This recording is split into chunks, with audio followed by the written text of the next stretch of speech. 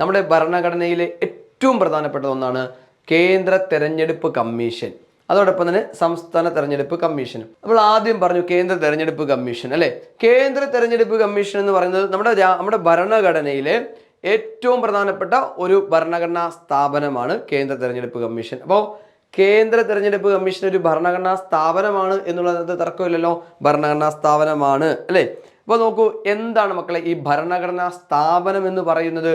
നമ്മുടെ രാജ്യത്തെ ഭരണഘടനയിൽ സൂചിപ്പിക്കുകയോ അതിനകത്ത് പ്രതിപാദിക്കുകയോ ചെയ്തതിൻ്റെ അടിസ്ഥാനത്തിൽ രൂപീകരിക്കപ്പെട്ടിട്ടുള്ള സ്ഥാപനങ്ങളെയാണ് നമ്മൾ എന്തെന്ന് വിളിക്കുന്നത്? ഭരണഘടനാ സ്ഥാപനങ്ങൾ എന്ന് വിളിക്കുന്നത്. അങ്ങനെയെങ്കിൽ ഏതൊരു ഭരണഘടനാ സ്ഥാപനം നിങ്ങളുടെ മുന്നിലേക്ക് ആരിട്ട് തന്നാലും നിങ്ങൾ അവരോടും അല്ലെങ്കിൽ നമ്മളോടും മനസ്സിലാക്കിയിരിക്കുക, ഏത് ഭരണഘടനാ സ്ഥാപനത്തിനും ഒരു പാർട്ട് ഉണ്ടായിരിക്കും, അതോടൊപ്പം തന്നെ ഒരു ആർട്ടിക്കിൾ ഉണ്ടായിരിക്കും. ക്ലിയർ അല്ലേ മക്കളെ? അപ്പോൾ ഏത് ഭരണഘടനാ സ്ഥാപനങ്ങൾക്കും ഭാഗമുണ്ട്. ഭരണഘടനയെ സൂചിപ്പിച്ചതായതുകൊണ്ട് തന്നെ അതിനകത്ത് ഭാഗമുണ്ടായിരിക്കും, അതോടൊപ്പം തന്നെ ഒരു ആർട്ടിക്കിൾ കൂടി ഉണ്ടായിരിക്കുന്നതാണ്. അപ്പോൾ സ്റ്റാറ്റ്യൂട്ടറി ബോഡി നമുക്കറിയാവുന്നതാണ്, പാർലമെന്റ് നിയമത്തിന്റെ അടിസ്ഥാനത്തിൽ രൂപീകരിക്കപ്പെട്ട സ്ഥാപനങ്ങളാണ്. വിവരാവകാശ കമ്മീഷൻ, മനുഷ്യാവകാശ കമ്മീഷൻ, ബാലാവകാശ കമ്മീഷൻ, വനിതാ കമ്മീഷൻ, അങ്ങനെയുള്ള സ്ഥാപനങ്ങളുണ്ട്. അതെല്ലാം എന്ത് തന്നെയാണ്? സ്റ്റാറ്റ്യൂട്ടറി ബോഡികളാണ്. ഇവിടെ നമ്മൾ പഠിക്കുന്നത് വളരെ പ്രധാനപ്പെട്ട ഭരണഘടനാ സ്ഥാപനത്തിലെ ഏറ്റവും ആധികാരികമായി പഠിക്കാൻ പോകുന്നത് കേന്ദ്ര തെരഞ്ഞെടുപ്പ് കമ്മീഷനെ കുറിച്ചാണ്. അപ്പോൾ നമ്മൾ ഓൾറെഡി പറഞ്ഞു ഭരണഘടനാ സ്ഥാപനം എന്ന് പറയുന്നത് എന്താണെന്ന് നമ്മളിവിടെ കഴിഞ്ഞ കാര്യമാണ്. നോക്കൂ, നിങ്ങൾക്കത് മനസ്സിലായിട്ടുണ്ട് എന്ന് ഞാൻ വിശ്വസിക്കുകയാണ്. നമുക്ക് നോക്കാം, അടുത്ത പോയിന്റിലേക്ക് പോകാം. നമ്മുടെ കേന്ദ്ര തെരഞ്ഞെടുപ്പ് കമ്മീഷൻ അല്ലെ നിലവിൽ വന്നത് എന്ന് ചോദിച്ചാൽ 1950 ജനുവരി മാസം 25-ാം തീയതിയാണ് അല്ലെ. അപ്പോൾ കേന്ദ്ര തെരഞ്ഞെടുപ്പ് കമ്മീഷൻ നിലവിൽ വന്നു. തൊട്ടടുത്ത ദിവസം 26 റിപ്പബ്ലിക് ആവുന്നു. അതിന് തൊട്ട് തലേ ദിവസം നമ്മുടെ ആര് വന്നു മക്കളെ? കേന്ദ്ര തെരഞ്ഞെടുപ്പ് കമ്മീഷൻ നിലവിൽ വന്നു. ഡേറ്റ് തെറ്റിപ്പോകരുത്, വർഷം നമുക്ക് മനസ്സിലാവും, ഓർമ്മയുണ്ടാവും. ഇതിനകത്തൊരു കൺഫ്യൂഷൻ വിചാരിക്കരുത്. ജനുവരി 25. ഇനി ഭരണഘടനയിൽ കേന്ദ്ര തെരഞ്ഞെടുപ്പ് കമ്മീഷനെ കുറിച്ച് പ്രതിപാദിച്ചിരിക്കുന്ന ഭാഗം ഏത് എന്ന് ചോദിച്ചാൽ ഭാഗം 15 ആണ് അല്ലെ. ഭാഗം 15 എന്ന് പറയുമ്പോൾ ആർട്ടിക്കിൾ എത്ര മുതൽ എത്ര വരെയാണ്? 324 മുതൽ 329 വരെയാണ് അല്ലെ. 324 മുതൽ 329 വരെ ആരെ കുറിച്ചാണ് പറഞ്ഞിരിക്കുന്നത്? കേന്ദ്ര തെരഞ്ഞെടുപ്പ് കമ്മീഷനെ കുറിച്ചാണ് പറയുന്നത്. അപ്പൊ കേന്ദ്ര തെരഞ്ഞെടുപ്പ് കമ്മീഷനുമായി ബന്ധപ്പെട്ടുള്ള ആർട്ടിക്കിളാണ്. അതിൽ കേന്ദ്ര തെരഞ്ഞെടുപ്പ് കമ്മീഷൻ അവനെ കുറിച്ച് പറഞ്ഞിരിക്കുന്ന ആർട്ടിക്കിളാണ് ആർട്ടിക്കിൾ 324. ഓക്കെ അല്ലേ? ക്ലിയർ അല്ലേ മക്കളെ? 324 എന്ന് പറഞ്ഞാൽ കേന്ദ്ര തെരഞ്ഞെടുപ്പ് കമ്മീഷനെ കുറിച്ചാണ് പ്രതിപാദിച്ചിരിക്കുന്നത്. 325 എന്ന് പറഞ്ഞാൽ എന്താണ് മക്കളെ? വോട്ടർ പട്ടികയാണ്. നമുക്കറിയാം, ജാതി, മതം, വർഗം, സെക്സ് ഇവയുടെ ഒന്നും അടിസ്ഥാനത്തിൽ ഒരാളെ പോലും വോട്ടർ പട്ടികയിൽ ചേർക്കാനോ അല്ലെങ്കിൽ അവനെ നീക്കം ചെയ്യാനൊന്നും അവകാശപ്പെടാനുള്ള അധികാരമൊന്നും നമുക്കില്ലടോ. അത് മനസ്സിലാക്കിയിരിക്കണം. അപ്പോൾ അതിന് പറയുന്ന ആർട്ടിക്കിൾ, അപ്പോൾ വോട്ടർ പട്ടികയെ കുറിച്ചാണ് ആർട്ടിക്കിൾ 325 പറയുന്നത്. അങ്ങനെയെങ്കിൽ നമ്മൾ ഈ ഒരു ക്ലോസും കൂടി ഓർത്ത് വെക്കുക, പഠിച്ചിരിക്കുക, മനസ്സിലാക്കിയിരിക്കുക അല്ലെ. ആർട്ടിക്കിൾ 325 എന്ന് പറയുന്നത് എന്താണെന്ന് മക്കൾക്ക് മനസ്സിലായി. ഇനി ആർട്ടിക്കിൾ 326 എന്ന് പറഞ്ഞാൽ വോട്ട് അവകാശത്തെ കുറിച്ചാണ് പറയുന്നത്. അപ്പോൾ വോട്ടവകാശത്തെ കുറിച്ച് പറയുന്ന ആർട്ടിക്കിൾ ഏതെന്ന് ചോദിച്ചാൽ 326 ആണ് അല്ലെ. നമ്മുടെ വോട്ടിംഗ് പ്രായം നേരത്തെ 21 വയസ്സായിരുന്നു. അപ്പോൾ എത്ര ആക്കി മാറ്റി? ഇപ്പോൾ 18 ആക്കി മാറ്റി. അപ്പോൾ ഭേദഗതി ചെയ്തിട്ടുള്ള ഒരു ആർട്ടിക്കിൾ കൂടിയാണ് 326 എന്നുകൂടി ഈ അവസരത്തിൽ സാന്ദർഭികമായി നിങ്ങളോട് ഉണർത്തുകയാണ്, മനസ്സിലാക്കി തരികയാണ്. ആർട്ടിക്കിൾ 326 ക്ലിയർ അല്ലേ? വോട്ടവകാശം. ഇനി വോട്ടേഴ്സ് ഡേ എന്നാണ് നമുക്കറിയാം. ജനുവരി 25 ആണ് നമ്മൾ എന്ത് വന്നത്? കേന്ദ്ര തെരഞ്ഞെടുപ്പ് കമ്മീഷൻ നിലവിൽ വന്നത്. അപ്പോൾ ജനുവരി 25 തന്നെ ആയിക്കോട്ടെ വോട്ടർമാരുടെ ദിനം. അപ്പോൾ സമ്മതിദായകരുടെ ദിനം, വോട്ടർമാരുടെ ദിനം, വോട്ടേഴ്സ് ഡേ എന്നൊക്കെ അറിയപ്പെടുന്ന ദിവസമാണ് ജനുവരി 25 എന്നുകൂടി മനസ്സിലാക്കുക. ഇനി നോക്കാം, കേന്ദ്ര തെരഞ്ഞെടുപ്പ് കമ്മീഷനിലെ ആകെ അംഗങ്ങൾ എന്ന് പറഞ്ഞാൽ എത്ര പേരാണ്? ഒരുപാടൊന്നും നമ്മൾ പഠിക്കേണ്ടതില്ല, ആകെ 3 പേര്. അപ്പോൾ നമ്മൾ 1+2 എന്നങ്ങ് പഠിക്കുക അല്ലേ. ഒരു മുഖ്യ തെരഞ്ഞെടുപ്പ് കമ്മീഷണറും 2 കമ്മീഷണർമാരും ഉണ്ടാകും. അവരെ നമ്മൾ 1+2 എന്ന് നമ്മൾ വിളിക്കും അല്ലേ. എന്താണ് 1+2? കേന്ദ്ര തെരഞ്ഞെടുപ്പ് കമ്മീഷന്റെ ആസ്ഥാനം എവിടെയാണ് മക്കളെ? ഇതാ നോക്കൂ, നിർവാചൻ സദൻ അല്ലേ. ഈ കാണുന്നതാണ് നിർവാചൻ സദൻ, കേന്ദ്ര തെരഞ്ഞെടുപ്പ് കമ്മീഷന്റെ ആസ്ഥാനം. നമ്മൾ പഠിക്കണം. ഈ കമ്മീഷൻസിന്റെ ഒക്കെ പഠിക്കുന്ന സമയത്ത് ഇവരുടെയൊക്കെ ആസ്ഥാനങ്ങൾ നമ്മൾ എന്ത് ചെയ്യണം? മനസ്സിലാക്കിയിരിക്കണം. അത് നമ്മൾ നിർബന്ധമായിട്ടും പഠിക്കേണ്ടതാണ്. അത് നമ്മൾ പരീക്ഷയ്ക്ക് ചോദിക്കുന്നതാണ്. നിർവാചൻ സദനാണ് ഇവിടെ ഉത്തരം അല്ലേ. നിർവാചൻ സദൻ നമുക്ക് കിട്ടി. ഇനി നമുക്ക് നോക്കാം, കേന്ദ്ര തെരഞ്ഞെടുപ്പ് മുഖ്യ കമ്മീഷണറായ ആദ്യ വ്യക്തി ആരാണ്? സുകുമാർ സെൻ അല്ലേ. സുകുമാർ സെൻ ആണ് കേന്ദ്ര മുഖ്യ തെരഞ്ഞെടുപ്പ് കമ്മീഷണറായ ആദ്യ വ്യക്തി. അദ്ദേഹമാണ് ആദ്യത്തെ തെരഞ്ഞെടുപ്പൊക്കെ നിയന്ത്രിച്ച് നടത്തിപ്പൊക്കെ ചെയ്തത്. അപ്പൊ സുകുമാർ സെൻ എന്ന് മനസ്സിലാക്കിയിരിക്കുക. അതാണ് ഈ ഇരിക്കുന്ന വ്യക്തിയാണ് സുകുമാർ സെന്ന്. നമ്മുടെ നിർവാചൻ സദൻ ഇതാണ് ഇവിടെ കാണുന്നത്, നിങ്ങൾക്ക് മനസ്സിലാക്കാം അല്ലേ. ശരി, നോക്കാം. കേന്ദ്ര തെരഞ്ഞെടുപ്പ് മുഖ്യ കമ്മീഷണറായ ആദ്യ വനിത ആരെന്ന് ചോദിച്ചാൽ VS രമാദേവിയാണ്. പരീക്ഷയ്ക്ക് വേണമെങ്കിൽ ഇങ്ങനെയും കൂടി ചോദിച്ചാലോ, എത്രാമത്തെ അധ്യക്ഷയായിരുന്നു ആദ്യ വനിതയായ VS രമാദേവി? 9ാമത്തെ. അപ്പോൾ മുഖ്യ തെരഞ്ഞെടുപ്പ് കമ്മീഷണറായ 9th വ്യക്തിയാണ് VS രമാദേവി, 9ാമത്തെയാണ് എന്ന് മനസ്സിലാക്കുക. ഇനി 10ാമത്തെ വ്യക്തിയാണ് ഇദ്ദേഹം. അപ്പോൾ VS രമാദേവിക്ക് ശേഷമാണ് ആര് വരുന്നത്? TN ശേഷൻ വരുന്നത്. TN ശേഷന്റെ പ്രത്യേകത എന്താണ്?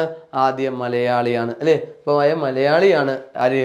TN ശേഷൻ എന്ന് മനസ്സിലാക്കുക. ഓക്കെ. ഇനി 24ാമത്തെ കേന്ദ്ര തെരഞ്ഞെടുപ്പ് കമ്മീഷണർ ആരാണ്? രാജീവ് കുമാർ. ഞാൻ 24 എന്ന് പറഞ്ഞാൽ നിലവിലത്തെ കൊണ്ട് ഉദ്ദേശിച്ചുകൊണ്ട് പറഞ്ഞാണ്. അദ്ദേഹം 2023 നിന്നുകൊണ്ട് പറയുമ്പോൾ, ഡിസംബർ മാസം പറയുമ്പോൾ രാജീവ് കുമാർ. അപ്പം നമ്മൾ പഠിക്കണം. ഓക്കെ. 2022 അദ്ദേഹം കേന്ദ്ര മുഖ്യ തെരഞ്ഞെടുപ്പ് കമ്മീഷണറായി അധികാരമേൽക്കുന്നത്. അദ്ദേഹം അതിനു മുമ്പ് കമ്മീഷണറായിരുന്നു. ഇപ്പോൾ മുഖ്യ തെരഞ്ഞെടുപ്പ് കമ്മീഷണറായി മാറിയിട്ടുണ്ട്. അപ്പോൾ രാജീവ് കുമാർ 23. രാജീവ് കുമാറിന് തൊട്ടും പുറകിലേക്ക് പോയാൽ 23ാമത്തെ വ്യക്തിയാണ് സുശീൽ ചന്ദ്ര അല്ലേ. അപ്പോൾ അത് നമ്മൾ എന്ത് ചെയ്യുക? മനസ്സിലാക്കിയത്. സുശീൽ ചന്ദ്ര 23ാമത്തെയാണ്. 24ാമത്തെയാണ് ആര്? രാജീവ് കുമാർ എന്ന് ഇവിടെ നമ്മൾ പഠിച്ചിരിക്കുക. ഇനി നോക്കാം നിലവിലെ അംഗങ്ങൾ. നമ്മൾ നേരത്തെ പഠിച്ചു അല്ലേ. ഏതാണ് ഈ രാജീവ് കുമാർ 1? പിന്നെ എത്ര ഉണ്ട്? 1+2 അല്ലേ നമ്മൾ പറഞ്ഞ്? 2 പേരുണ്ടല്ലോ. ഈ 2 പേരൊക്കെയാ? ഒന്ന് അനൂപ് ചന്ദ്ര പാണ്ഡെ, രണ്ടാമത്തത് അരുൺ ഗോയൽ അല്ലേ. ഈ 2 പേരുണ്ടല്ലോ, ശരിയല്ലേ? 2 അംഗങ്ങൾ. ഒന്നാരാണ്? അനൂപ് ചന്ദ്ര പാണ്ഡെ, അരുൺ ഗോയൽ. കേന്ദ്ര തെരഞ്ഞെടുപ്പ് കമ്മീഷണറെ നിയമിക്കുന്നത് ആരാണ് മക്കളെ? ആരാണ്? രാഷ്ട്രപതിയാണ്. നിയമിക്കുന്ന ആരാണ്? രാഷ്ട്രപതിയാണെന്ന് മനസ്സിലാക്കുക. ഞാൻ ഇവിടെ കൊടുത്തിരിക്കുന്ന പടം പ്രസ് കോൺഫറൻസ് ആണ്. അവർ നടത്തിയൊരു പ്രസ് കോൺഫറൻസ് ആണ്. ആ പടമാണ് ഇവിടെ കൊടുത്തിരിക്കുന്നത്. ഒന്ന് പിന്നെ അനൂപ് ചന്ദ്ര പാണ്ഡെയും മറ്റൊന്ന് അരുൺ ഗോയലിൻ്റെയും പടമാണ്. ശരി, നമുക്ക് നോക്കാം. ഇത് രാജീവ് കുമാർ. ഓക്കെ. ഇനി നീക്കം ചെയ്യുന്നത് ആര് എന്ന് ചോദിച്ചാൽ രാഷ്ട്രപതിയാണ്. നിങ്ങളൊരു കാര്യം മനസ്സിലാക്കുക, ഈ പറയുന്ന മുഖ്യ തെരഞ്ഞെടുപ്പ് കമ്മീഷണറെ നീക്കം ചെയ്യുന്നതിന് ഇംപീച്ച്മെന്റ് നടപടി ആവശ്യമാണ്. മറ്റുള്ള 2 അംഗങ്ങളെ നീക്കം ചെയ്യുന്നതിന് ഇംപീച്ച്മെന്റ് നടപടി ആവശ്യമില്ല. അപ്പോൾ നമ്മൾ എന്ത് ചെയ്യണം? പരീക്ഷയ്ക്ക് ചോദ്യം വരുമ്പോൾ അതിന് ചോദ്യത്തിന് അനുസൃതമായി ഉത്തരം എഴുതണം. ചോദ്യം എന്താണ്? മുഖ്യ തെരഞ്ഞെടുപ്പ് കമ്മീഷണറെ നീക്കം ചെയ്യുന്നതിന് എന്താവശ്യമാണ്? ഇംപീച്ച്മെന്റ് നടപടിക്രമം ആവശ്യമാണ്. ഈ ഇംപീച്ച്മെന്റ് നടപടിക്രമം എന്ന് പറയുന്നത് ലോകസഭയിലും അതോടൊപ്പം തന്നെ രാജ്യസഭയിലും 3/2 ഭൂരിപക്ഷം വേണമെന്നുള്ളതാണ് അവിടെ നമുക്ക് മനസ്സിലാക്കേണ്ടത്. ക്ലിയർ അല്ലേ മക്കളെ? ഓക്കെ അല്ലേ? ഇവിടെ പാർലമെന്റിന്റെ പടമാണ് കാണിച്ചേക്കുന്നത്. ഈ ഒരു പോയിന്റ് നിങ്ങൾ മനസ്സിലാക്കിയിരിക്കുക. ഇനി തെരഞ്ഞെടുപ്പ് കമ്മീഷൻ, തെരഞ്ഞെടുപ്പ് സമ്പ്രദായം, ഇവയ്ക്ക് ഏത് രാജ്യത്തോടാണ് കടപ്പാടെന്ന് ചോദിച്ചാൽ ബ്രിട്ടൻ കോൺസ്റ്റിറ്റ്യൂഷനോട് അല്ലെങ്കിൽ ബ്രിട്ടൻ ഭരണഘടനയോടാണ് കടപ്പാട് അല്ലേ. തെരഞ്ഞെടുപ്പ് സമ്പ്രദായം അതോടൊപ്പം തന്നെ തെരഞ്ഞെടുപ്പ് കമ്മീഷൻ എന്നിവയ്ക്കൊക്കെ കടപ്പാട് ബ്രിട്ടനോടാണ്. കാലാവധി എത്ര വർഷമാണ്? 6 വർഷം അല്ലെങ്കിൽ 65 വയസ്സാണ്. അപ്പോൾ കേന്ദ്ര മുഖ്യ തെരഞ്ഞെടുപ്പ് കമ്മീഷണറുടെയും അംഗങ്ങളുടെയും കാലാവധി എത്ര വർഷം? 6 വർഷം അല്ലെങ്കിൽ 65 വയസ്സ്. ഓക്കെ അല്ലേ? ക്ലിയർ അല്ലേ? ഇനി കേന്ദ്ര മുഖ്യ തെരഞ്ഞെടുപ്പ് കമ്മീഷണർ സുപ്രീം കോടതിയുടെ ജഡ്ജിക്ക് തുല്യനാണ്. അപ്പോൾ ഇതൊരു സ്റ്റേറ്റ്മെന്റ് ആയിട്ട് വരാൻ സാധ്യതയുള്ള ക്വസ്റ്റ്യൻ ആണ്. കേന്ദ്ര മുഖ്യ തെരഞ്ഞെടുപ്പ് കമ്മീഷണർ, മറ്റ് കമ്മീഷണർമാരല്ല, മുഖ്യ തെരഞ്ഞെടുപ്പ് കമ്മീഷണർ ആർക്ക് തുല്യനാണ്? സുപ്രീം കോടതിയുടെ ഒരു ജഡ്ജിക്ക് തുല്യനാണ്. അതുകൊണ്ടാണ് സുപ്രീം കോടതി ജഡ്ജിയെ എങ്ങനെയാണോ നീക്കം ചെയ്യുന്നത് അതുപോലെ അദ്ദേഹത്തെ നീക്കം ചെയ്യാൻ പറ്റുള്ളൂ. അതിനാണ് നമ്മൾ എന്തെന്ന് പറയുന്നത്, ഇംപീച്ച്മെന്റ് നടപടിക്രമം ആവശ്യമുണ്ട് എന്ന് വിളിക്കുന്നത്. മുഖ്യ തെരഞ്ഞെടുപ്പ് കമ്മീഷനെ നീക്കം ചെയ്യാൻ വേണ്ടി മാത്രമാണ് ഇത് വരുന്നത് എന്ന് മനസ്സിലാക്കുക. ആ നടപടിക്രമത്തെ വിളിക്കുന്ന പേരാണ് ഇംപീച്ച്മെന്റ് നടപടിക്രമം. ഇനി നമുക്ക് നോക്കാം കേന്ദ്ര തെരഞ്ഞെടുപ്പ് കമ്മീഷന്റെ ധർമ്മങ്ങൾ എന്തെല്ലാം പരീക്ഷയ്ക്ക് ചോദിക്കുന്നു. ദാ വരുന്നു കേന്ദ്ര തെരഞ്ഞെടുപ്പ് കമ്മീഷന്റെ ധർമ്മങ്ങൾ. എന്തൊക്കെയാണ് മക്കളെ ധർമ്മങ്ങൾ?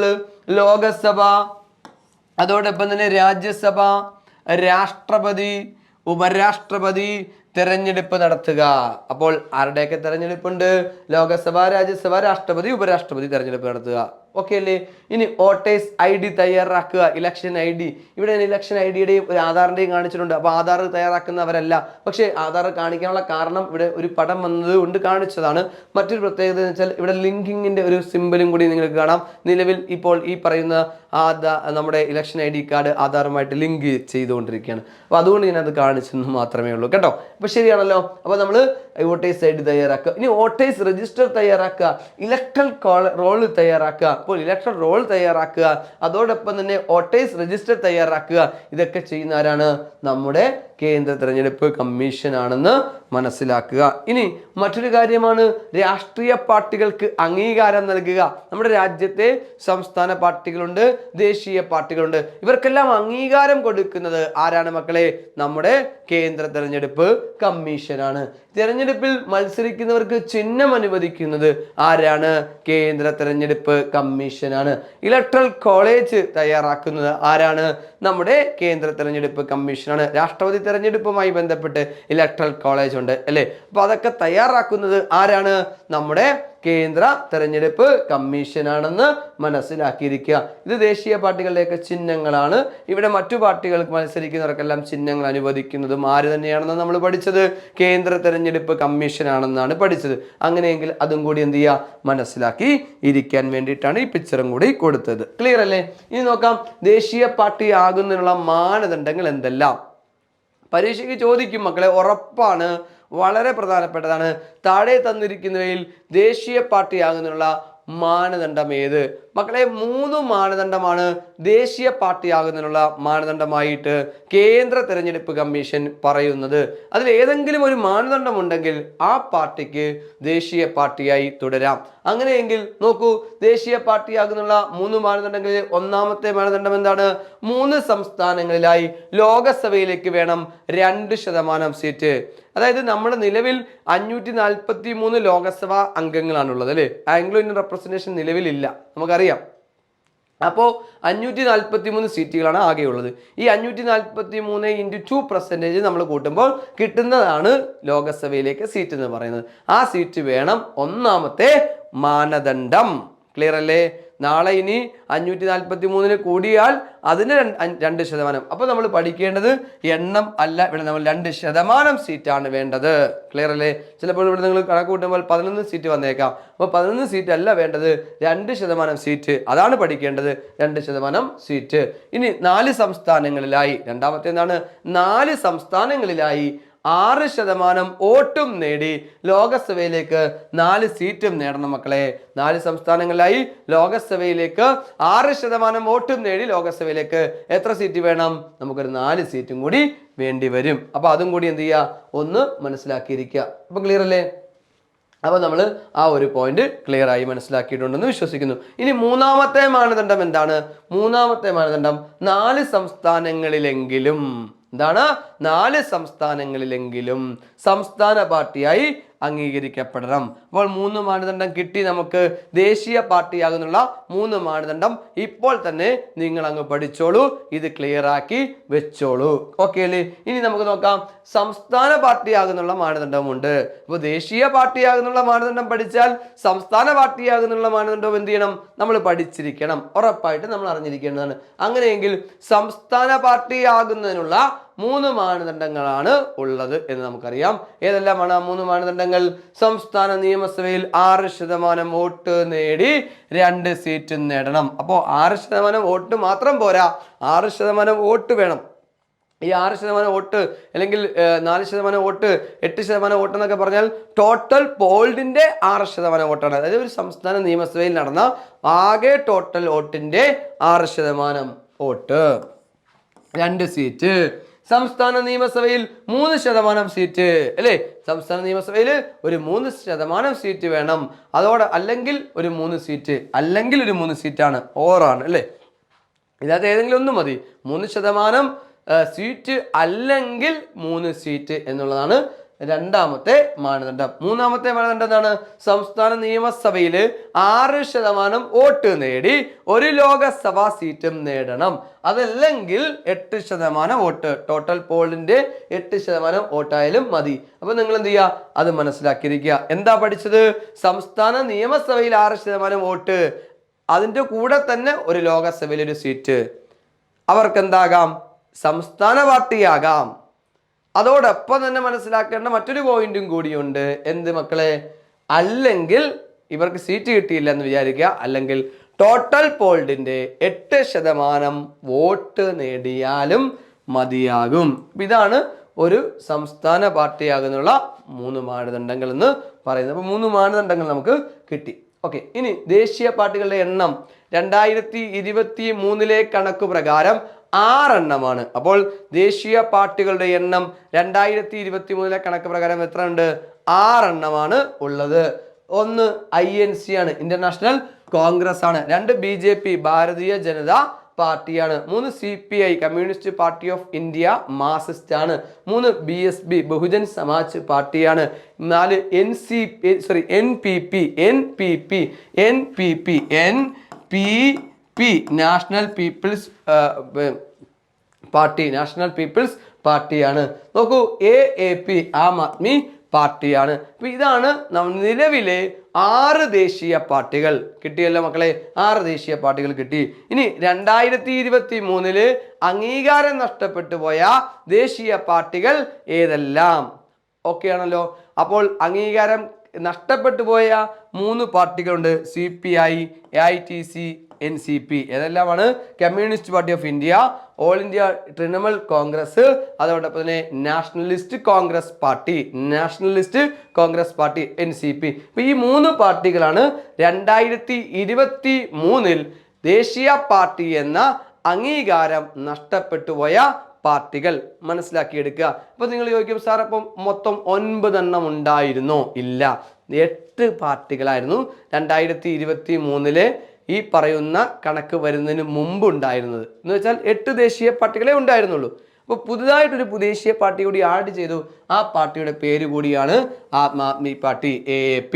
അങ്ങനെയും ചോദിക്കാം. 2023 ദേശീയ പാർട്ടി അംഗീകാരം ലഭിച്ച പാർട്ടി ഏതെന്ന് ചോദിച്ചാൽ ആം ആദ്മി പാർട്ടി. അല്ലെങ്കിൽ ഏറ്റവും അവസാനം ദേശീയ പാർട്ടി പദവി ലഭിച്ച പാർട്ടി ഏത് എന്ന് ചോദിച്ചാൽ ആം ആദ്മി പാർട്ടി. അതിന് തൊട്ട് മുൻപ് അംഗീകാരം കിട്ടിയത് 2019 കിട്ടിയതാണ് NPP, നാഷണലിസ്റ്റ് പീപ്പിൾ പാർട്ടി. അപ്പം നാഷണൽ പീപ്പിൾ പാർട്ടിയും AAPയും ഒക്കെ മനസ്സിലാക്കിയിരിക്കുക. ഇതെല്ലാം പരീക്ഷയ്ക്ക് ചോദിക്കുന്ന ചോദ്യങ്ങൾ വരുന്ന ഭാഗങ്ങളാണെന്ന് ക്ലിയർ ആക്കി പഠിച്ച് മുന്നോട്ട് തന്നെ പോവുക. ഓക്കെ അല്ലേ? ഇനി നമുക്ക് നോക്കാം സംസ്ഥാന തെരഞ്ഞെടുപ്പ് കമ്മീഷൻ അല്ലേ? അപ്പോൾ നമ്മൾ സംസ്ഥാന തെരഞ്ഞെടുപ്പ് കമ്മീഷൻ, ഇതിനു മുൻപ് ഒരു കാര്യം കൂടി ഞാൻ നിങ്ങളോടൊന്ന് പറഞ്ഞോട്ടെ. അതായത് നമ്മൾ ഈ പറയുന്ന കാര്യങ്ങൾ ക്ലിയർ ആക്കി വെക്കാൻ വേണ്ടിയിട്ട് ഒരിക്കൽ കൂടി മനസ്സിലാക്കാൻ വേണ്ടി പറയുകയാണ്. നമുക്കറിയാം കേന്ദ്ര തെരഞ്ഞെടുപ്പ് കമ്മീഷൻ ഉണ്ടല്ലോ, ആ കമ്മീഷന്മാരെയും മറ്റ് അംഗങ്ങളെയും ഒക്കെ തിരഞ്ഞെടുക്കുന്നതിന് ഒരു പ്രത്യേക സമിതിയൊന്നുമില്ല. കേന്ദ്ര സർക്കാരാണ് അത് തീരുമാനിക്കുകയും ഒക്കെ ചെയ്യുന്നത്. നമുക്ക് നിലവിൽ ആ ഒരു കണ്ടീഷനാണ്. 2023 മാർച്ച് മാസം സുപ്രീം കോടതിയുടെ ഭരണഘടനാ ബെഞ്ചിൽ നിന്നും ഒരു സുപ്രധാന വിധി വന്നു. ഈ വിധിയിൽ പറയുന്നത് കേന്ദ്ര തെരഞ്ഞെടുപ്പ് കമ്മീഷണറെയും മുഖ്യ തെരഞ്ഞെടുപ്പ് കമ്മീഷണറെയും അംഗങ്ങളെയും തെരഞ്ഞെടുക്കുന്നതിനായി ഒരു 3 അംഗ സമിതി ഉണ്ടായിരിക്കണം. അത് പ്രധാനമന്ത്രി അധ്യക്ഷനായിരിക്കണം. അതോടൊപ്പം തന്നെ സുപ്രീം കോടതിയുടെ ചീഫ് ജസ്റ്റിസ് ഉണ്ടായിരിക്കണം. പിന്നെ മറ്റൊരു ലോകസഭയുടെ പ്രതിപക്ഷ നേതാവ് ഉണ്ടായിരിക്കണം. ഇവർ 3 പേരും കൂടി ചേർന്നുകൊണ്ട് വേണം നമ്മുടെ കേന്ദ്ര തെരഞ്ഞെടുപ്പ് കമ്മീഷണർമാരെ തിരഞ്ഞെടുക്കേണ്ടത് എന്ന് സുപ്രീം കോടതി വിധി വന്നു. അതുമായി ബന്ധപ്പെട്ട് കഴിഞ്ഞ ആഴ്ചകളിൽ നമ്മുടെ പാർലമെന്റിൽ പിന്നെ ശബ്ദ വോട്ടോടെ ബില്ല് പാസ്സാക്കിയിട്ടുണ്ട്. നിയമം ഒന്നും ആയിട്ടില്ല. അങ്ങനെ വന്നു കഴിഞ്ഞാൽ നമുക്ക് അതും കൂടി എന്ത് ചെയ്യണം? പഠിക്കേണ്ടതുണ്ട്. നിലവിൽ അത് വരാത്തത് കൊണ്ടാണ് നമ്മൾ ആ ഒരു ഭാഗം പഠിക്കാത്തത് എന്ന് മനസ്സിലാക്കിയിരിക്കുക. ഞാൻ ആ ഒരു കാര്യം കൂടി നിങ്ങളോടിപ്പോൾ എന്താണ് ഓർമ്മപ്പെടുത്തുകയാണ്, ഉണർത്തുകയാണ്. ഓക്കെ, അപ്പോൾ നമുക്ക് വരുന്ന മുറയ്ക്ക് നമുക്ക് എന്ത് ചെയ്യാം, നിങ്ങൾ പത്രങ്ങളും മറ്റ് വാർത്തകളും ഒക്കെ റീഡ് ചെയ്യുന്ന സമയത്ത് നിങ്ങൾക്കത് കൂടുതൽ കാര്യങ്ങൾ കിട്ടുമെന്ന് വിശ്വസിക്കുന്നു. അല്ലെങ്കിൽ നമ്മൾ ക്ലാസ്സുകളിൽ വീണ്ടും വരുന്നതായിരിക്കും. അപ്പോൾ നമുക്കത് അപ്ഡേഷൻ വരുന്ന സമയത്ത് പഠിപ്പിക്കാം. Okay, thank you very much. നമ്മളപ്പോൾ വീണ്ടും മുന്നോട്ട് പോകാം. അപ്പം സംസ്ഥാന തെരഞ്ഞെടുപ്പ് കമ്മീഷൻ. ഇപ്പോൾ സംസ്ഥാന തെരഞ്ഞെടുപ്പ് കമ്മീഷൻ എന്ന് പറഞ്ഞാൽ നമുക്ക് പഠിക്കാം. സംസ്ഥാന തെരഞ്ഞെടുപ്പ് കമ്മീഷന്റെ ഓഫീസാണ് ജനഹിതം. ഏതാണ് ഓഫീസാണ്? ജനഹിതം. ഓഫീസ് ജനഹിതം എന്നുള്ളതാണ്. തിരുവനന്തപുരമാണ് ജനഹിതം, തിരുവനന്തപുരം. സംസ്ഥാന തെരഞ്ഞെടുപ്പ് കമ്മീഷന്റെ ഓഫീസ് ഏത് പേരിൽ അറിയപ്പെടുന്നു എന്ന് ചോദിച്ചാൽ ജനഹിതം.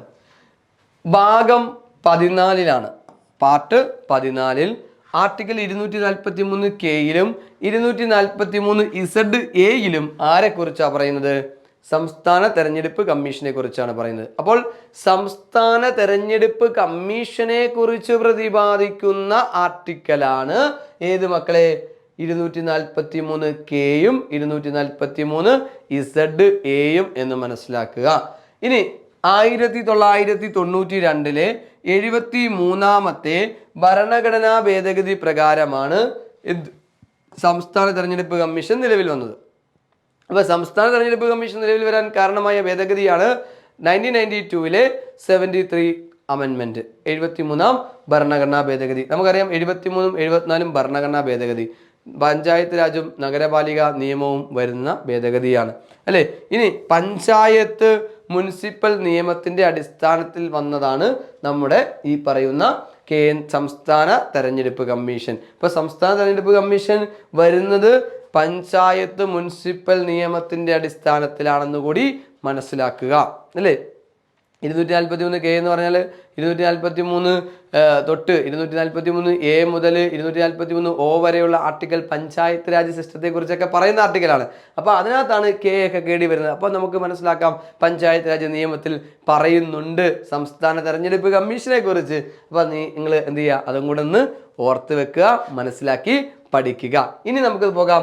ഇത് എന്നാണ് നമ്മുടെ സംസ്ഥാനത്ത്, നമ്മുടെ കേരള സംസ്ഥാനത്ത് സംസ്ഥാന തെരഞ്ഞെടുപ്പ് കമ്മീഷൻ രൂപീകരിക്കപ്പെട്ടതെങ്കിൽ നിലവിൽ വന്നത് എന്ന് ചോദിച്ചാൽ 1993 ഡിസംബർ മാസം 3-ാം തീയതിയാണ്. ഡിസംബർ മാസം 3-നാണ്. അപ്പോൾ സംസ്ഥാന തെരഞ്ഞെടുപ്പ് കമ്മീഷൻ നിലവിൽ വന്നു 1993 ഡിസംബർ 3. ക്ലിയർ അല്ലേ മക്കളെ?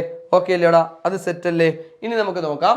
സംസ്ഥാന തെരഞ്ഞെടുപ്പ് കമ്മീഷണറെ നിയമിക്കുന്നത് ആരാണ്? ഗവർണറാണ്. ആരാണ്? ഗവർണറാണ്. നീക്കം ചെയ്യുന്നതിനുള്ള നടപടിക്രമം ചെയ്യുന്നത് ആരാണെന്ന് വെച്ചാൽ ഗവർണർക്ക് ചെയ്യാം. കാരണം അദ്ദേഹത്തിന് അതിനുള്ള അധികാരമുണ്ട്. പക്ഷേ അതുമായിട്ട് ബന്ധപ്പെട്ടൊക്കെ പിന്നെ ചെയ്യുന്നത് രാഷ്ട്രപതിയായിരിക്കും നീക്കമൊക്കെ ചെയ്യാൻ വേണ്ടിയിട്ട് പോകുന്നത്. പക്ഷെ നടപടിക്രമമൊക്കെ ചെയ്യാൻ അധികാരം ആർക്കുണ്ട്? ഗവർണർക്കുണ്ട്. അതിനെ ചലഞ്ച് ചെയ്യാൻ അധികാരവും ആർക്കുണ്ട്? സ്റ്റേറ്റ് ചീഫ് ഇലക്ഷൻ കമ്മീഷണർക്ക് ഉണ്ട്. അദ്ദേഹത്തിന് വേണമെങ്കിൽ സുപ്രീം കോടതിയിലൊക്കെ ചലഞ്ച് ചെയ്യാനൊക്കെ പോകാനുള്ള അധികാരമുണ്ട്. പക്ഷേ നീക്കം ചെയ്യുന്നത് രാഷ്ട്രപതി ആയിരിക്കും. അപ്പോൾ നടപടിക്രമം ചെയ്യാനുള്ള അധികാരം ആർക്കുണ്ട്? ഗവർണർക്കുണ്ട് എന്നുകൂടി മനസ്സിലാക്കുക. ഒരു മിസ്ബിഹേവിംഗ് ഒക്കെ ഉണ്ടായാൽ നീക്കം ചെയ്യാനുള്ള റൈറ്റ് ഒക്കെ ഗവർണറിൽ ഉണ്ട് എന്നുകൂടി ഓർക്കുക. ഇനി കാലാവധി എത്ര വർഷമാണ്? 5 വർഷമാണ്. നമ്മൾ നേരത്തെ പഠിച്ചത് 6 വർഷം അല്ലെങ്കിൽ 65 വയസ്സാണ്. ഇവിടെ കാലാവധി 1 വർഷം കുറച്ച് 5 വർഷം. സംസ്ഥാന തെരഞ്ഞെടുപ്പ് കമ്മീഷന്റെ കാലാവധി എത്ര? 5 അല്ലെങ്കിൽ 65. സംസ്ഥാനത്തെ മുഖ്യ തെരഞ്ഞെടുപ്പ് കമ്മീഷണർ ആർക്ക് തുല്യനാണ്? ഹൈക്കോടതി ജഡ്ജിക്ക് തുല്യനാണ്. നമ്മൾ നേരത്തെ പഠിച്ചു കേന്ദ്രത്തിലെ മുഖ്യ തെരഞ്ഞെടുപ്പ് കമ്മീഷണർ ആർക്ക് തുല്യനാണ്? സുപ്രീം കോടതി ജഡ്ജിക്ക് തുല്യനാണ്. ഇവിടെ നമ്മൾ പഠിച്ചെന്താണ്? ഇവിടെ നമ്മൾ പഠിക്കുന്നത് അല്ലെങ്കിൽ പഠിച്ചത് എന്താണ് മക്കളെ? സംസ്ഥാനത്തെ തെരഞ്ഞെടുപ്പ് കമ്മീഷണർ ആർക്ക് തുല്യനാണ്? ഹൈക്കോടതിയുടെ ജഡ്ജിക്ക് സമമാണ്, തുല്യനാണ്. ഇനി നമുക്ക് നോക്കാം സംസ്ഥാന തെരഞ്ഞെടുപ്പ് കമ്മീഷന്റെ ധർമ്മങ്ങൾ എന്തെല്ലാം. സംസ്ഥാന തെരഞ്ഞെടുപ്പ് കമ്മീഷന്റെ ധർമ്മങ്ങൾ എന്ന് പറയുന്നത് തദ്ദേശ സ്വയംഭരണ സ്ഥാപനങ്ങളിലേക്കുള്ള ഇലക്ഷൻ നോട്ടിഫിക്കേഷൻ പുറത്തിറക്കുക. നമുക്കറിയാം വിജ്ഞാപനം പുറത്തിറക്കുക സംസ്ഥാന തെരഞ്ഞെടുപ്പ് കമ്മീഷന്റെ പ്രധാനപ്പെട്ട ജോലിയാണ്. തദ്ദേശ സ്വയംഭരണ സ്ഥാപനങ്ങളിലേക്കുള്ള തെരഞ്ഞെടുപ്പ് നടത്തുക. അവർക്ക് ലോകസഭ, സംസ്ഥാനങ്ങളിലെ ലോകസഭ, സംസ്ഥാനങ്ങളിലുള്ളിലുള്ള നിയമസഭ, ഇതിന്റെ ഒന്നും തെരഞ്ഞെടുപ്പ് നടത്തുന്നത് ഉത്തരവാദിത്തമാർക്കല്ല. അതൊക്കെ ആരാണ്? നമ്മൾ നേരത്തെ പഠിച്ചു ലോകസഭ, നിയമസഭ തെരഞ്ഞെടുപ്പൊക്കെ നടത്തുന്ന ആരാണ്? നമ്മുടെ കേന്ദ്ര തെരഞ്ഞെടുപ്പ് കമ്മീഷനാണ്. അപ്പോൾ ഇവിടെ നമ്മൾ പഠിക്കുമ്പോൾ ഇവിടെ അവരുടെ ഉത്തരവാദിത്തം എന്ന് പറയുന്നത് സംസ്ഥാനങ്ങളിലെ, നമ്മുടെ കേരളത്തിലെ അല്ലെങ്കിൽ മറ്റ് സംസ്ഥാനങ്ങളിലെയൊക്കെ തന്നെ സംസ്ഥാന തെരഞ്ഞെടുപ്പ് കമ്മീഷന്റെ പ്രധാനപ്പെട്ട ജോലി അവിടങ്ങളിലെ തദ്ദേശ സ്വയംഭരണ സ്ഥാപനങ്ങൾ, ലോക്കൽ ബോഡി തെരഞ്ഞെടുപ്പ് നടത്തുക. അതിന് വേണ്ടിയിട്ട് വിജ്ഞാപനം പുറപ്പെടുവിക്കുക. ഇനി 2 പോയിന്റ് നമുക്ക് മനസ്സിലായി. ഇനി നോക്കാം, തദ്ദേശ സ്വയംഭരണ സ്ഥാപനങ്ങളിലെ വോട്ടർ പട്ടിക തയ്യാറാക്കുക. തദ്ദേശ സ്വയംഭരണ സ്ഥാപനങ്ങളിൽ എന്തുണ്ട് മക്കളെ? വോട്ടർ പട്ടികയുണ്ട്. ആ വോട്ടർ പട്ടിക തയ്യാറാക്കുക എന്നുള്ളതും നമ്മുടെ സംസ്ഥാന തെരഞ്ഞെടുപ്പ് കമ്മീഷന്റെ ധർമ്മമാണ്. ആവശ്യമെങ്കിൽ തദ്ദേശ സ്വയംഭരണ സ്ഥാപനങ്ങളിലേക്കുള്ള തെരഞ്ഞെടുപ്പിൽ വോട്ട് ചെയ്യുന്നതിന് വേണ്ടിയിട്ട് ID കാർഡ് അടിച്ചു കൊടുക്കുക. ആവശ്യമെങ്കിൽ മാത്രം. അത് നിലവിൽ ഒരു ID കാർഡും ഇല്ല, സംസ്ഥാന തെരഞ്ഞെടുപ്പ് കമ്മീഷന്റെ വോട്ടർ പട്ടികയിൽ പേരുണ്ട്, അപ്പോൾ അവർക്ക് ആവശ്യമായിട്ട് വേണ്ടിയിട്ട് ആ ഒരു പർട്ടിക്കുലർ ടൈമിന് വേണ്ടി ഉപയോഗിക്കാൻ വേണ്ടി മാത്രം എടുക്കുന്ന ID കാർഡാണത്. അത് വെച്ച് മറ്റു ഉപയോഗങ്ങൾക്കൊന്നും പറ്റില്ല. അപ്പോൾ അത് സംസ്ഥാന തെരഞ്ഞെടുപ്പ് കമ്മീഷൻ വേണമെങ്കിൽ, ആവശ്യമെങ്കിൽ, അതുകൊണ്ടാണ് ആ ഒരു പോയിന്റ് കൊടുത്തത്, ആവശ്യമെങ്കിൽ അത്തരത്തിലൊരു ID കാർഡ് കൊടുക്കാം. ഓക്കെ. ഇനി അടുത്ത പോയിന്റ് നോക്കൂ, റിസൾട്ട് പബ്ലിഷ് ചെയ്യുന്നത് ആരാണ്? സംസ്ഥാന തെരഞ്ഞെടുപ്പ് കമ്മീഷനാണ്. സംസ്ഥാന തെരഞ്ഞെടുപ്പ് കമ്മീഷൻ റിസൾട്ട് എന്ന് പറഞ്ഞാൽ തദ്ദേശ സ്വയംഭരണ സ്ഥാപനങ്ങളിലെ റിസൾട്ട് പബ്ലിഷ് ചെയ്യുക, ഉപതെരഞ്ഞെടുപ്പ് ആവശ്യമെങ്കിൽ ഉപതെരഞ്ഞെടുപ്പൊക്കെ നടത്തുക, അതോടൊപ്പം തന്നെ തദ്ദേശ സ്വയംഭരണ സ്ഥാപനങ്ങളിലെ അധ്യക്ഷന്മാർ, ചെയർമാൻ, അതോടൊപ്പം തന്നെ ചെയർപേഴ്സൺ, പ്രസിഡന്റ്, ഇവരെയൊക്കെ തിരഞ്ഞെടുക്കുന്നതും ആരെയാണ്? നമ്മുടെ സംസ്ഥാന തെരഞ്ഞെടുപ്പ് കമ്മീഷനാണ്. ഇനി അതോടൊപ്പം തന്നെ കേരള സംസ്ഥാനത്തെ ആദ്യ തെരഞ്ഞെടുപ്പ് കമ്മീഷണർ ആര് എന്ന് ചോദിച്ചാൽ ആരാണ് മക്കളെ? MSK രാമസ്വാമിയാണ്. ആരാണ്? MSK രാമസ്വാമിയാണ്. ക്ലിയർ അല്ലേ മക്കളെ? ഈ 7ാമത്തെ, അതായത് നിലവിൽ ഉള്ളതാണ്, 7ാമത്തെ കേരള സംസ്ഥാനത്തെ മുഖ്യ തെരഞ്ഞെടുപ്പ് കമ്മീഷണറാണ് ആര്? A Shajahan IAS. Retired IAS കാരനാണ്. A ഷാജഹാൻ ആണ് നിലവിലെ അല്ലെങ്കിൽ 7ാമത്തെ കേരള സംസ്ഥാനത്തെ മുഖ്യ തെരഞ്ഞെടുപ്പ് കമ്മീഷണർ. ഇനി നോക്കൂ, അഡീഷണൽ സെക്രട്ടറിക്ക് മുകളിലുള്ള ഒരു ഉദ്യോഗസ്ഥനാണ് ഇലക്ഷൻ കമ്മീഷന്റെ സെക്രട്ടറി എന്ന് പറയുന്നത്. ഇപ്പൊ ഇലക്ഷൻ കമ്മീഷന്റെ സെക്രട്ടറി ആരെന്ന് ചോദിച്ചാൽ അഡീഷണൽ സെക്രട്ടറിക്ക് മുകളിലുള്ള ഒരാളായിരിക്കും, IAS കാരനായിരിക്കാം. അപ്പൊ അദ്ദേഹമാണ് ഇതിന്റെ സെക്രട്ടറി എന്ന് കൂടി മനസ്സിലാക്കിയിരിക്കുക. ചീഫ് ഇലക്ടറൽ ഓഫീസർ ആരാണ്? സഞ്ജയ് കൗൾ ആണ് അല്ലെ? ചീഫ് ഇലക്ടറൽ ഓഫീസർ ആരാണ്? ചീഫ് ഇലക്ടറൽ ഓഫീസർ ആരാണ്? സഞ്ജയ് കൗൾ ആണ്. കേരള സംസ്ഥാനത്തെ ചീഫ് ഇലക്ടറൽ ഓഫീസറാണ് സഞ്ജയ് കൗൾ. അദ്ദേഹം മനസ്സിലാക്കുക, കേന്ദ്ര തെരഞ്ഞെടുപ്പ് കമ്മീഷനുമായി ബന്ധപ്പെട്ട് വളരെ പ്രധാനപ്പെട്ട കേന്ദ്ര തെരഞ്ഞെടുപ്പ് കമ്മീഷന്റെ ഡയറക്ടർ ഏജന്റാണ് സഞ്ജയ് കൗൾ എന്ന് പറഞ്ഞത്. മറ്റേ സംസ്ഥാന തെരഞ്ഞെടുപ്പ് കമ്മീഷൻ എന്ന് പറഞ്ഞാൽ നമ്മുടെ സംസ്ഥാന ഗവൺമെന്റുമായി ബന്ധപ്പെട്ട് നിൽക്കുന്നതാണ്. കേന്ദ്ര തെരഞ്ഞെടുപ്പ് കമ്മീഷന്റെ ഡയറക്ടർ ആണ്, CEO ആണ്. അപ്പോൾ അത് ചീഫ് ഇലക്ടറൽ ഓഫീസറാണ്. ഓക്കെ, ഇപ്പം ചീഫ് ഇലക്ടറൽ ഓഫീസറാണ് ഈ പറയുന്ന സഞ്ജയ് കൗൾ, ഇലക്ടറൽ ഓഫീസറാണ്. ഓക്കെ, അപ്പോൾ അത് എന്ത് ചെയ്യുക? മനസ്സിലാക്കി. അപ്പം നമ്മുടെ സംസ്ഥാനത്ത്, കേരള സംസ്ഥാനത്തെ ചീഫ് ഇലക്ടറൽ ഓഫീസർ ആര്? സഞ്ജയ് കൗളാണ്. A ഷാജഹാൻ, ഇദ്ദേഹമാണ്, ഈ ഷാജഹാൻ ചേട്ടനാണ് എന്ത് ചെയ്തത്? സംസ്ഥാനത്തെ തദ്ദേശ സ്വയംഭരണ സ്ഥാപനങ്ങളിലേക്കുള്ള തെരഞ്ഞെടുപ്പിന് വേണ്ടി ചുക്കാൻ പിടിക്കുന്നത്. ഈ സഞ്ജയ് കൗളിന്റെ പണി എന്ന് പറഞ്ഞാൽ അതും കൂടി മനസ്സിലാക്കിയിരിക്കാം, സംസ്ഥാനങ്ങളിലെ നിയമസഭ, ലോകസഭ തെരഞ്ഞെടുപ്പിന് വേണ്ടിയിട്ടുള്ള കാര്യങ്ങളെ കൺട്രോൾ ചെയ്യുന്നതെല്ലാം സഞ്ജയ് കൗളായിരിക്കും. അത് നിങ്ങൾ കൃത്യമായി മനസ്സിലാക്കി പഠിക്കുക. ഓക്കെ അല്ലേ? നോക്കാം, ഇനി ചോദ്യങ്ങളിലേക്ക് നമുക്ക് നോക്കാം. താഴെ തന്നിരിക്കുന്നവയിൽ ദേശീയ പാർട്ടിയാകുന്നതിനുള്ള മാനദണ്ഡങ്ങൾ എന്തെല്ലാം എന്ന് നമുക്ക് നോക്കാം. മാനദണ്ഡം നോക്കാം. 3 സംസ്ഥാനങ്ങളിലായി 2% വോട്ട് ലോകസഭയിലേക്ക് നേടണം. ശരിയാണോടെ? അല്ല. സീറ്റ് അല്ലേ? ആണോ? വോട്ടാണോ? അല്ല. നോക്കൂ, 2 സംസ്ഥാനങ്ങളിലായി 2% ലോകസഭയിലേക്ക് സീറ്റ് നേടണം. അതും ശരിയാണോടെ? അല്ല. നോക്കൂ, മൂന്നാമത്തത്, 3 സംസ്ഥാനങ്ങളിലായി 2% സീറ്റ് ലോകസഭയിലേക്ക് നേടണം. ശരിയായ സ്റ്റേറ്റ്മെന്റ് ആണ്. ആൻസർ ഏതാണ് വരുന്നത്? മൂന്നാമത്തെയാണ് വരുന്നത്. 3 വന്നത് എവിടെയാണ്? സിയിലാണ്. ഉത്തരം സി ആണ്. ക്ലിയർ അല്ലേ? നോക്കൂ, ക്ലിയർ അല്ലേ? ക്രിസ്റ്റൽ ക്ലിയർ ആണ്. ഓക്കെ ആണ്. ഇവിടെ 2% വോട്ടെന്നാ പറഞ്ഞത്. വോട്ടല്ലടാ വേണ്ടത്, സീറ്റാണ് വേണ്ടത്. നോക്കാം. അടുത്തത്, 2023 അംഗീകാരം നഷ്ടപ്പെട്ടു പോയ ദേശീയ പാർട്ടികൾ ഏതെല്ലാം? നോക്കാം, നല്ല ക്വസ്റ്റ്യൻ ആണ് അല്ലേ? 2023 അംഗീകാരം നഷ്ടപ്പെട്ടു പോയ ദേശീയ പാർട്ടികൾ ഏതെല്ലാം? INC എന്ന് പറഞ്ഞ ഇന്ത്യൻ നാഷണൽ കോൺഗ്രസ് ആണ്. അതിന് ഇന്നും ഉണ്ട്. അപ്പോൾ ആ ഒരു ചോദ്യം നിങ്ങൾ ആ ഓപ്ഷനിലേക്കേ നോക്കണ്ട. അങ്ങനെയൊക്കെ വരുമ്പോൾ നിങ്ങൾ ഓപ്ഷൻ ഇത് അല്ല എന്നങ്ങ് മനസ്സിലാക്കണം. പിന്നെ ബാക്കിയൊന്നും വായിക്കാനേ പോകണ്ട. ക്ലിയർ? സമയം വെറുതെ കളയണ്ട. AITC, CPI, NCP. നോക്കൂ, AITC, CPI, NCP. AITC എന്ന് പറഞ്ഞാൽ നമുക്കറിയാം ഓൾ ഇന്ത്യ തൃണമൂൽ കോൺഗ്രസ് ആണ്, കമ്മ്യൂണിസ്റ്റ് പാർട്ടി ഓഫ് ഇന്ത്യ ആണ്. NCP നാഷണലിസ്റ്റ് കോൺഗ്രസ് പാർട്ടിയാണ്. ഇത് ശരിയാണ്. NCP അത് NCP അതുണ്ട്. CPIM ആണ് വന്നത്, അത് തെറ്റാണ്.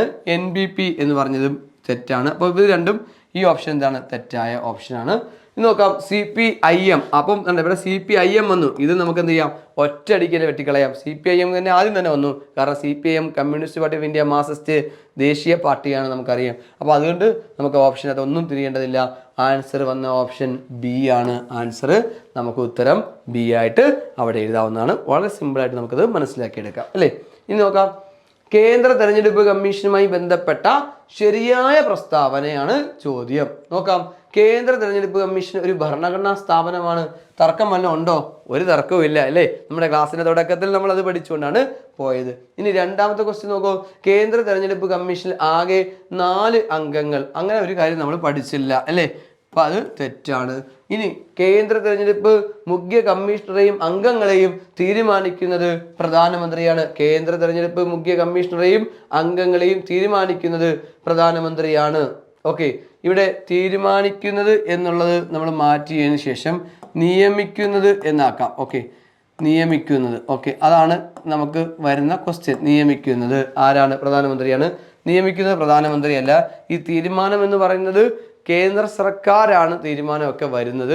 അതിൻ്റെ ഒരു സിസ്റ്റം അങ്ങനെയാണ് പോകുന്നത്. ഇവിടെ നമ്മൾ തീരുമാനിക്കുന്നത് എന്നാണ് കൊടുത്തത്, പക്ഷേ അതല്ല, നമ്മൾ ഇവിടെ നിയമിക്കുന്നത് എന്നങ്ങാക്കി. ഓക്കെ, ഇനി കേന്ദ്ര തെരഞ്ഞെടുപ്പ് കമ്മീഷൻ നിലവിൽ വന്നത് എന്ന് ചോദിച്ചാൽ 1950 ജനുവരി 25. ഇവിടെ 1ഉം 4ഉം ശരിയാണ്.